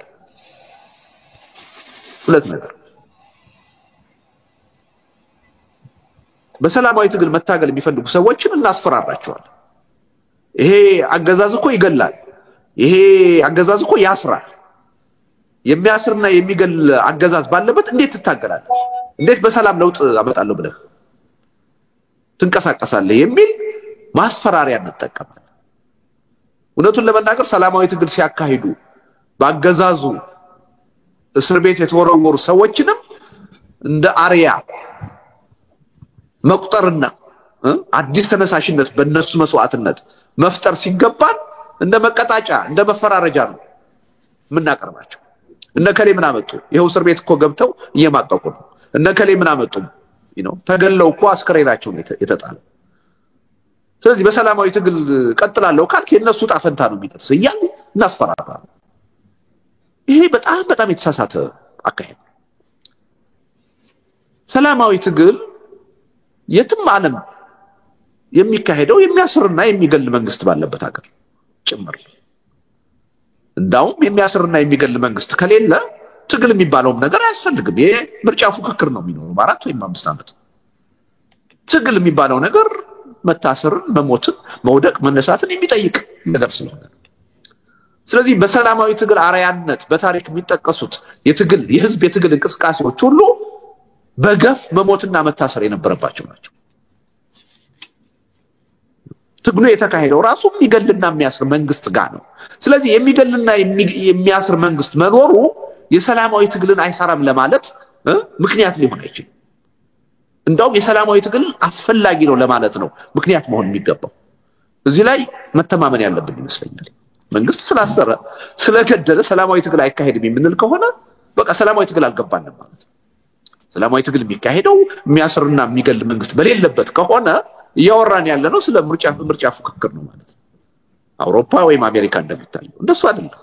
እንዳውም ቀደም ያሉ በታሪክ የምናውቃቸው እንደነ ማህተመ ጋንዲ ያሉ የሰላማዊ ትግል የፖለቲካ መሪዎች እንዳውም የሚሉት ምንድነው ሰላማዊ ትግል የበለጠ ውጤታማ የሚሆነው የሚያስርና የሚገል አገዛዝ ባለበት ሀገር። ይሄን መገንዘብ ያስፈልጋል። እና አንዱ ትልቁ ችግር ሰላማዊ ትግልን ኢትዮጵያ ውስጥ እንዳይሰራ ያደረግነው በማስፈራራት ከዚህ የማስፈራራት ፖለቲካ ካልወጣን ጀግኖች ልንፈጥር አንችልም፣ መሪዎች ልንፈጥር አንችልም። ይሄ ህዝብ ትግል ነው። በህዝብ ትግል ሂደት ውስጥ እየታገል ምንታሰር ምንሞት ከሆነ የትግሉ ባህሪ ነው ብለን መቀበል የሚታሰሩ የሚሞቱ ሰዎችን እንደ አሪያ መከተል ነው ያለብን እንጂ ማስፈራሪያ፣ መቀጣጫ፣ መፈራረጃ አድርገን ማቅረብ የለብንም። ይሄ ትልቅ በደል ነው ብዬ ነው ማለት። አንዱ የማስፈራራት ችግር ነው ሰላማዊ ትግልን ኢትዮጵያ ውስጥ እንዳይሰራ ያደረገው። መንግስት ያስፈራራል በአንድ በኩል፣ በሌላ በኩል ደግሞ ተቃዋሚው ኃይል ራሱ ያስፈራራል። ህዝቡ እንዴት ብሎ በሰላማዊ ትግል እምነት ኖሮት ይታል? ዋናዎቹ እኮ የምናስፈራራው ተቃዋሚ ነን የምንል ሚዲያዎች ነን፣ ተቃዋሚ ነን የምንል ፓርቲዎች ነን ውጭ ሀገር ያለን። አሁን በሰላማዊ ትግል ለውጥ አያመጣም፣ የሚያስር መንግስት ነው፣ የሚገል መንግስት ነው፣ ከዚህ ጋር ሰላማዊ ትግል ማካሄድ አያስፈልግም እያል ህዝቡን እኮ የምናስፈራራው እኛ ነን። እንደገና በተቃራኒው አንዳንድ ጊዜ እንወጣና የአዲስ አበባ ህዝብ ቤቱ አናቱ ላይ እየፈረሰ በኑሮ ውድነት እየተሰቃየ እንዴት ዝም ብሎ ያያል ብለን ደግሞ እንከሰዋለን። ይሄ ሁለቱ የሚጋጭ ነገር። ሁለተኛው ነጥብ ሰላማዊ ትግል እንዳይሰራ ያደረገው ችግራችን በትጥቅ ትግል ብቻ ይፈታል የሚል የጠነከረ ወይም የገነገነ አስተሳሰብ ነው። ብዙ አሁን ከተማ ውስጥ ያለው የህብረተሰብ ክፍል ለምንድን ነው ወጥተህ የማትታገለው ተብሎ ቢጠየቅ ታጣቂ ኃይሎች ነገ መስዋዕትነት ከፍለው ነፃ ያወጡኛል ብሎ ነው እየጠበቀ ያለው። በአዲስ አበባ ጎዳና እየመጡ ነው የሚል መዝሙር ሲዘመር የሰማነው ያለ ምክንያት አይደለም። ቁጭ ብሎ እሱ በሰላም እየኖረ የአርሶ አደሩ ልጆች የገጠር ልጆች ጠመንጃ አንስተው ገለው ሞተው መስዋዕትነት ከፍለው ነፃ ያወጡኛል ብሎ እየጠበቀ። ይሄ ትክክል አይደለም። በኢትዮጵያ ተጨባጭ ሁኔታ ሁለቱም ትግሎች አሁን ነባራዊ ሁኔታ እንዲኖሩ አስገዳጅ ሁኔታ ፈጥሯል። በሰላማዊ ትግል እምነት ያለን ሰዎች ስላለን፣ እምነት ያላቸው ድርጅቶች ስላሉ፣ ደካማ የሚሆኑ ጠንካራ የሚሆኑ አገር ቤት ከ50 ከ60 በላይ በሰላማዊ ትግል እናደርጋለን ውጤት ማምጣት እንችላለን ብለው የተደራጁ የፖለቲካ ፓርቲዎች ድጋፍ ባይሰጣቸው እየተንቀሳቀሱ ያሉ ተስፋ ያልቆረጡ አሉ። ስለዚህ በሰላማዊ ትግል ምናምን ኃይሎች አሉ። ስቲል ሰላማዊ ትግል በአገሪቱ ህግ በአዋጅ እስካልተከለከለ ድረስ ከህጉ እስካልተፋቀ ድረስ ባለው ጠባብ ሁኔታ ገብተን ለውጥ ማምጣት እንችላለን የሚል እምነት ያለን ሰዎች አሉ፣ ድርጅቶች አሉ። ስለዚህ አንዱ ነባራዊ ሁኔታው ይሄ እንዲኖር አድርጓል። ሁለተኛው ደግሞ ካገዛዙ አምባገነንነት በመነጨ አፋኝነት፣ ገዳይነት በመነጨ ደግሞ ብዙ ሰው ጠመንጃ እያነሳ ጫካ ገብቷል። ይሄን ሪያሊቲ አሁን ያለው መንግስት ፈጥሮታል፣ ማንም አይደለም የፈጠረው። አፈናው ነው የፈጠረው ግፊቱ ነው የፈጠረው ነገር ግን አሁን እኔ ወጥቼ እኔም ማምነው በሰላማዊ ትግል ነው በትጥቅ ትግል አላምንም የትጥቅ ትግል ለኢትዮጵያ ዘላቂ መፍትሄ ያመጣል ብዬ አላምንም እኔ ስላላመንኩ ግን የትጥቅ ትግል አሁን ባወቅዘው ላቆመው አልችልም ለምን በመንግስት ያፋኝነት ባህሪ ብዙ ሰው ጠበንጃ አንስቶ ተገዶ በተጽዕኖ ጫካ ገብቷል እየተዋጋ የፖለቲካ ኮዝ አለ ያ ትግል ደግሞ ህዝባዊ እንቅስቃሴ ሆኗል በህዝቡ ውስጥ ተቀባይነት አለው ይሄን ችግር አቁሙ በማለት እናስቆመው አንችልም ጀኒውን ሐቀኛ የሆነ ድርድር በማድረግ ነው ውይይት በማድረግ ነው ያገሪቱን ችግር በጋራ ለመፍታት በመዘጋጀት ነው ማስቀረት የሚቻለው እንጂ ጦርነትን በማውገዝ ልናስቆመው አንችልም ስለዚህ ይሄን ሪያሊቲ ማየት ያስፈልጋል ስለዚህ በሰላማዊ ትግል ምናምን ኃይሎች በዚህ ቀዳዳም ውስጥ ሆነን ለውጥ እናመጣለን የሚለውን እምነታችን ይዘን ስንታገል መደገፍ ነው ያለብን መነቀፍ የለብን በትጥቅ ትግል የሚያካሂዱ ኃይሎች ደግሞ በዘላቂነት ትጥቅ ትግል ውጤት እንደማያመጣ ምናምን ሰዎች ብንኖር ይሄን ችግር የፈጠረው በዋናነት አገዛዙ መሆኑን ሪኮግናይዝ ማድረግ አለብን ስለዚህ የትጥቅ ትግሉ የራሱን ሂደት ቀጥሉ ማንንም ሊያስቆመው አይችልም ይሄን የትጥቅ ትግል ሊያስቆም የሚችለው መንግስት ወደ እውነተኛው የውይይትና የድርድር ባህል ከመጣ ብቻ አፈናን ግድያ ስራትን ካቆመ ብቻ ነው ጦርነቱን ኢትዮጵያ ውስጥ ማቆም የሚችል የፈለገ የሰላማዊ ታጋይነን የምንል ሰዎች ወጥተን ጦርነትን ብናወግዝ መፍትሄ ያመጣም ብለን ብንናገር ልናስቆመው አንችል ይሄን ግንዛቤ ውስጥ ማስገባት ያስፈልጋል ስለዚህ ሰላማዊ ትግሉ መካሄዱ አገዛዙን ለመገዳደር ለሀገሪቱ ችግር መፍትሄ ለማምጣት አንድ አጋዥ እንደውም ወሳኝ ኃይል ነው እንጂ የሚነቀፍ ኃይል አይደለም ሰላማዊ ትግል ከሌለ ደግሞ ኢቭን በትጥቅ ትግል እንቅስቃሴ የሚያደርጉ ኃይሎች ተጨባጭ አጀንዳ ሊኖራቸው አይችልም ማንንም ትጥቅ ትግል ኢትዮጵያ ውስጥ የሚያደርግ ኃይል ለምንድን ነው ጠበንጃ ያነሳው ተብሎ ሲጠየቅ በሰላም መታገል ስላልተቻለ በሰላም የሚታገሉ ሰዎች ስለሚታሰሩ ስለሚታፈኑ ስለሚገደሉ ነው የሚለው አይደለ ሰላማዊ ትግሉ ባይኖር ይሄን አጀንዳ ከየትም ሊያመጣው አይችልም በትጥቅ ትግል የሚያምን ሰው እኔ በትጥቅ ትግል አላምንም እኔ በትጥቅ ትግል የሚያምኑ ሰዎች ተገደው ወደዛ የገቡ አሁን ጦርነትን ሲያካሂዱ ሁሉ ጊዜ ካፋቸው ሊለይ የማይገባው ሐሳብ ወደን አይደለም እዚህ ውስጥ የገባነው ተገደን ነው የትጥቅ ትግል መፍትሄ ያመጣል ብለን አይደለም ስንገደል ራሳችንን መከላከል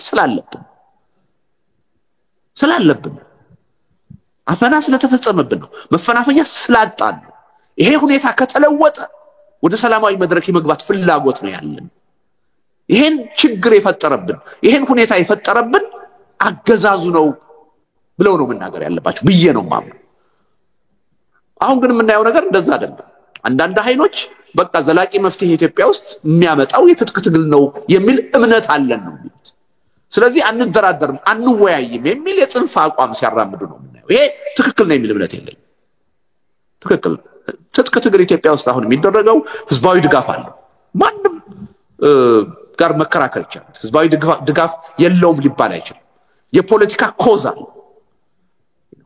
የትጥቅ ትግል ኢትዮጵያ ውስጥ እንዲስፋፋ ዋናው ተጠያቂ አስቻይ መንግስት ነው አገዛዙ ሰላማዊ መድረኩን ቢከፍተው ነው በውይይት በድርድር የሚያምን ቢሆን ነው እስራትንና ግድያን መቀጣጫ አድርጎ የመጠቀም ፍላጎት ባይኖረው ኖሮ በምንም ተአምር የትጥቅ ትግሉ በዚህ መጠን አይጠናከርም ሰላማዊ በሆነ አውዱ ውስጥ ጠመንጃ የሚያነሳ ኃይል ሽፍታ ከመሆን የተለየ ሚና ሊኖረው አይችልም አሁን የህዝብ ድጋፍ ያገኙት ያለ ምክንያት አይደለም አፋኝ አገዛዝ ስላለን በውይይት በድርድር ማያምን መንግስት ስላለን ይሄን ሪኮግናይዝ ማድረግ ያስፈልጋል ግን በትጥቅ ትግል ደግሞ የሚያካሂዱ ሰዎች ለሺህ ዘመን ስንዋጋ ነው በየትም ዓለም በእኛም ሀገር በትጥቅ ትግል ታግሎ ዘላቂ መፍትሄ ያመጣ ኃይል እስካሁን የለም ስለዚህ ዘላቂ መፍትሄ ሊያመጣ እንደማይችል ራሳቸው ማምኖ መቀበል መቻል ተገደን አማራጭ አተን ነው እንጂ ውስጥ የገባ ነው የትጥቅ ትግል መፍትሄ ያመጣል ብለን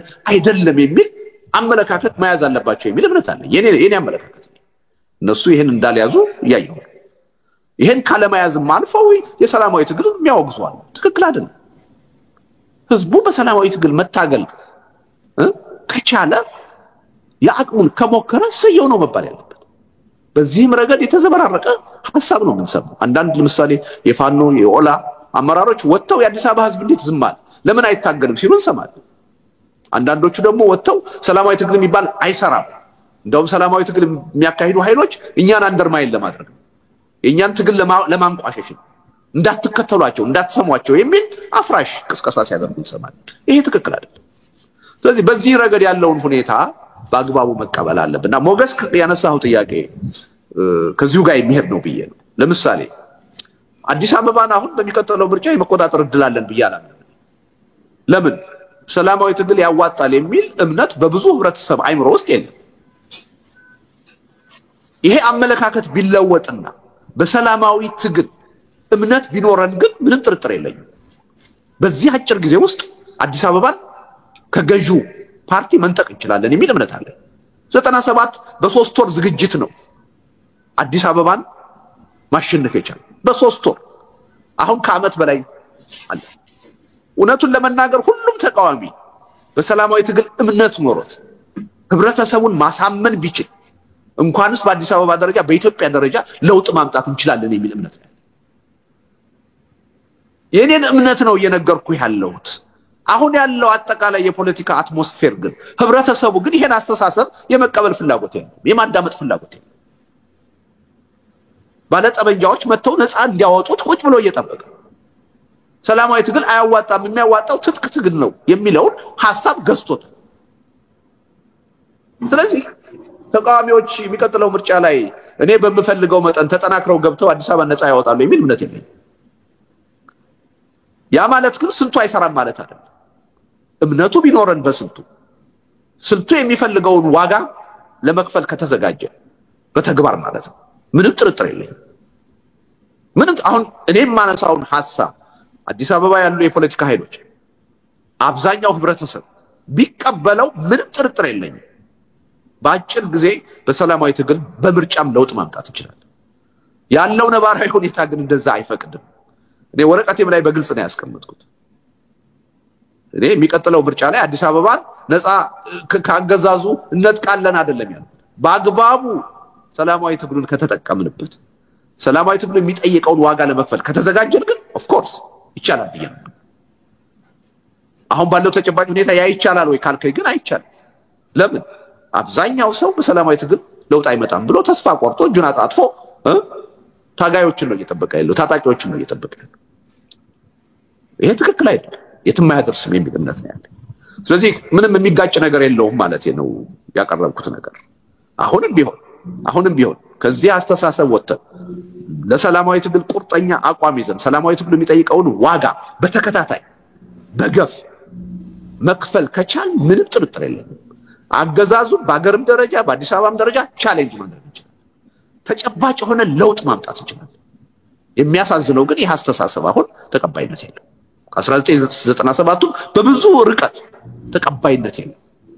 አሁን የሚናፈቁት አሁን የሚደመጡት ብሔርተኛ ኃይሎችና ጦረኛ ኃይሎች ናቸው። በሰላማዊ ትግል የምናምን ኃይሎች ኢሬሌቫንት ሆነናል። በኢትዮጵያ ፖለቲካ ሚና የለሽ ሆነናል፣ እንዳንደመጥ ተደርገናል። ለዚህ ነው በዚህ የምንቀጥል ከሆነ የኢትዮጵያ የወደፊት ዕጣ ፈንታ መንግስት የለሽ መሆን ነው፣ እየተላለቁ መፈራረስ ነው የምለው ያለ ምክንያት አይደለም። ይህ አስተሳሰብ ተቀባይነት ቦታ እንደሌለው ስለማውቅ እና የሚቃረን ነገር የለውም። ይሄን በግልጽ ማየት ለዚህ ነው ቅድም ወደ ሀገር ቤት ሲሄድ የሆነ ተአምር ይፈጠራል ብዬ አይደለም። ግን የዚህ የትግል ስልት አስፈላጊነት ህይወትንም ጭምር ሪስክ አድርጎ ለህብረተሰብ ማሳየትን ይጠይቃል ብዬ አምናለሁ። በዚህ ደረጃ ዋጋ መክፈልን ይጠይቃል ብዬ አምናለሁ። ስለዚህ ወንድሜ ጴጥሮስ ያነሳው ጥያቄ እስከምን ድረስ ነው የምትሄደው ያልከኝ፣ እኔ ባለፉት 32 ዓመታት ለትግሉ መስጠት የምችለውን ነገር ሁሉ ሰጥቻለሁ ብዬ ነው ማለት። እስካሁን ያልሰጠሁት ነገር እና የቀረኝ አንድ ነገር ነው፣ አንድ ህይወት። እሱንም ጭምር የመስጠት ዝግጁነት አለ ትግሉ እስከጠየቀ ድረስ። በዛ ደረጃ ሄደን የሰላማዊ ትግልን አስፈላጊነትና ጠቃሚነት ለኢትዮጵያ ህዝብ ማሳየት አለብን። የኢትዮጵያን ህዝብ አይምሮ መፈታተን መገዳደር አለብን ይያምናል እዛ ድረስ መሄድ አለብን ይያምናል አለበለዚያ ራሳችንን በህይወት ያቆየን ሳንታሰር ሳንንገላታ ለውጥ እንዲመጣ የምንፈልግ ከሆነ ላገዛዝ ነው ምቹ ሁኔታ እስካሁን እንዳደረግነው ምንፈጥ ይሄ መታወቅ ያለበት ይመስለኛል ወንድሜ ምን አላቸው ከዚህ ጋር ያያይዘህ ያመጣው ጥያቄ አለ ታጣቂዎችንም ትተቻለህ ሰላማዊ ታጋዮችንም ትተቻለህ አገዛዙንም ትተቻለህ ብቻህን አልቆምክም ወይ ያልከው ነገር አለ በነገራችን ላይ እኔ ብቻዬን ነኝ ብያላምን ይሄን አስተሳሰብ የሚጋሩ ብዙ ሰዎች አሉ በጣም ጥቂት የተደራጁ አሉ ያልተደራጁ ደግሞ ብዙዎች አሉ ብዬ ሐሳቡ የተሸነፈ ነው ካልከኛው የተሸነፈ ሐሳብ ደጋግሜ በተለያዩ መድረኮች እንደተናገርኩት እኔን መሰል ሰዎች ምናራምደው አቋም በኢትዮጵያ የፖለቲካ መድረክ የተሸነፈ ነው ለዚህም ነው ራሴን እንደ አንድ የከሰረና የተሸነፈ ፖለቲከኛ የምቆጥረው 32 ዓመት ሙሉ ስለ ሰላማዊ ትግል ሰብከን ስለ ህዝብ አብሮነት ሰብከን አሁን ግን አሸናፊ ሆኖ የወጣው በህርተኝነትና ጦረኝነት ያገሩን አስተሳሰብ የገዘም ይሄ ኃይል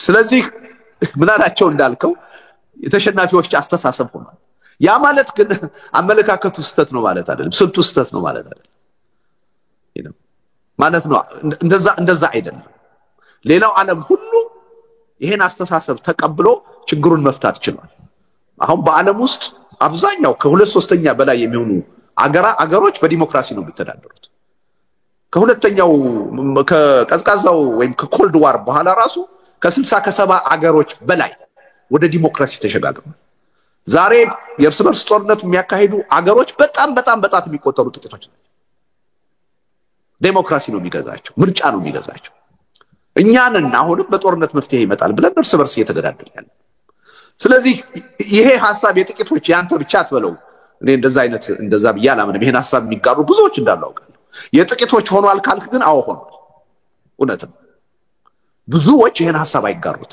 እውነቱን ለመናገር ስለ ሰላማዊ ትግል እኔ ያለኝ አመለካከት አሁን በህዝብ ደረጃ ተቀባይነት የለውም እንኳንስ በህዝብ ደረጃ የራሴን የቤተሰብ አባላት ማሳመን አልቻልኩም አብዛኛዎቹ የቤተሰብ አባሎች በሰላማዊ ትግል ለውጥ አይመጣም ብለው የሚያምኑ ናቸው በዛ ደረጃ ነው የተሸነፈው በዛ ደረጃ ነው በሰላማዊ ትግል ህዝብ እምነት ያጣ ግን ይሄ ትክክል ነው ማለት አይደለም ትግል ማለት በፈተና ውስጥ እየወደቁ እየተነሱ ስልቱን ጥርስ ነክሶ እስከ መጨረሻው ድረስ ይዞ መቀጠል ማሸነፍ የሚቻለው በዛ ሂደት ነው መሃል ላይ ተስፋ ቆርጠን ምናቆም ከሆነ የትም መድረስ አይቻልም ስለዚህ በዚህ መልኩ ብታየው ይገባል ብቻህን ነህ የሚለው በጣም የጠበበ ይመስለኛል ግን ጥቂቶች ናቸው የዚህ አመለካከት አራማጆች ካልከኝ እስማማለሁ የተሸነፈ አመለካከቱ ማለት ግን የተሸነፈ ማለት የተሳሳተ ነው ማለት አይደለም ኢትዮጵያ ውስጥ አለመታደል ሆኖ የሚሸነፈው አስተሳሰብ ጥሩ አስተሳሰብ አለመታደል ሆኖ አሸናፊ የሚሆነው አስተሳሰብ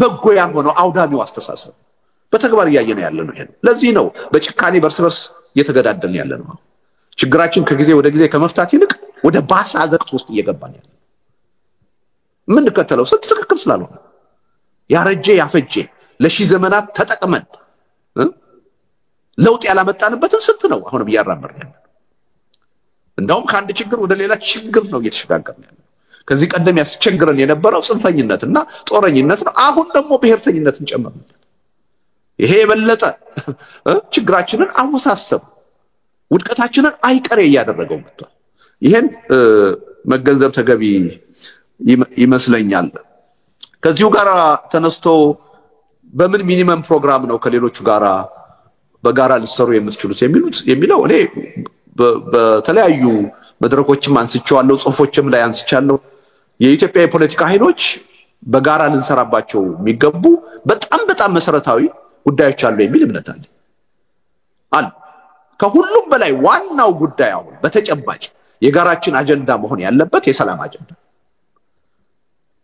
ለኢትዮጵያ ህዝብ ከሆነ የምንታገለው የኢትዮጵያ ህዝብ የእያንዳንዱ ዜጋ ቀዳሚ ጥያቄ አሁን ሰላም ማግኘት በሰላም ወጥቶ መግባት ነው በሰላም ሰርቶ መኖር ነው ሰላም የለውም ከቦታ ቦታ እንደ ልቡ መንቀሳቀስ አይችልም መነገድ አይችልም ስለዚህ ሰላም ለሁሉም ነገር ደግሞ መሰረት ኢትዮጵያ ውስጥ አንጻራዊ ሰላም ካልፈጠር ወደ መነጋገር ልንመጣ አንችልም፣ ወደ ድርድር ልንመጣ አንችልም።